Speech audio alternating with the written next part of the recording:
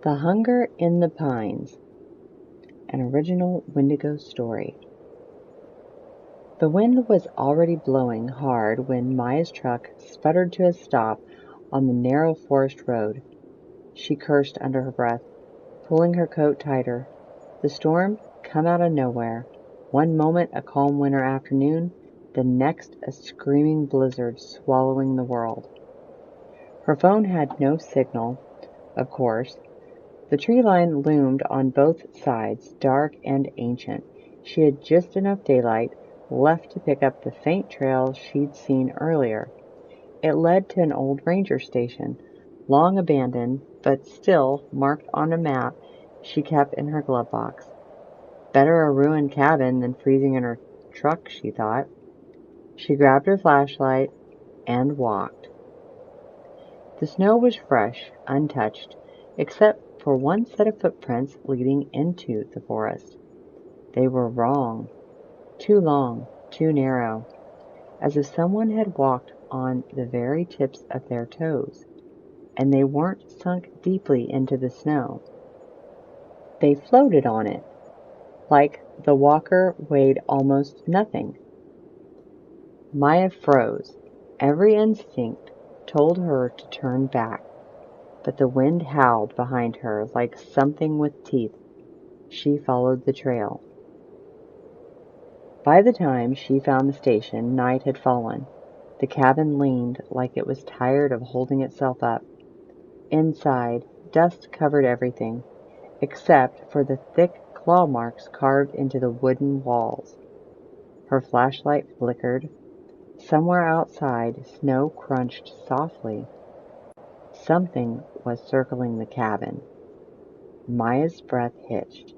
She turned off her light and ducked behind an overturned desk, heart pounding loud enough that she wasn't sure it couldn't be heard.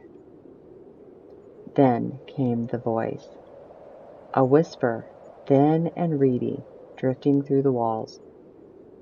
Maya, it's cold out here. Let me in. Her blood froze. It was her brother's voice. But her brother had died last winter, lost in a snowstorm not unlike this one.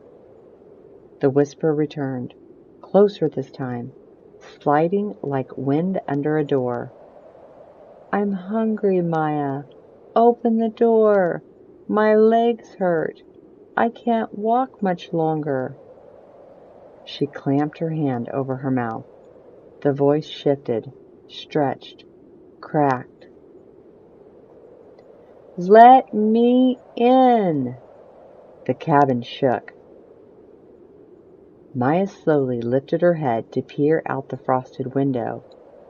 Something stood just beyond the tree line. Tall, so tall it seemed to stretch between the branches. Its limbs were wrong, bent backwards. Its face was a thin mask of gray skin stretched over bone. But its mouth was her brother's. It grinned, revealing rows of sharp, needle-like teeth.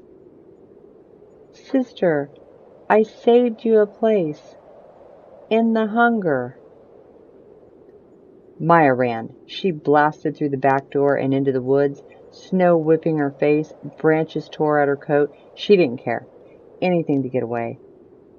The thing followed without footsteps. It glided over the ground, whispering endlessly.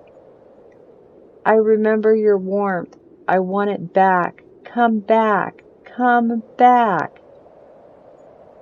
No one found Maya's truck until the storm ended 2 days later. No one found her body.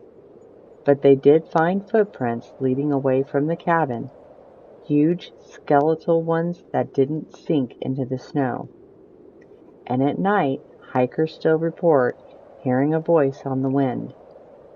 A woman's voice calling out softly, Please, I'm so cold. Let me in.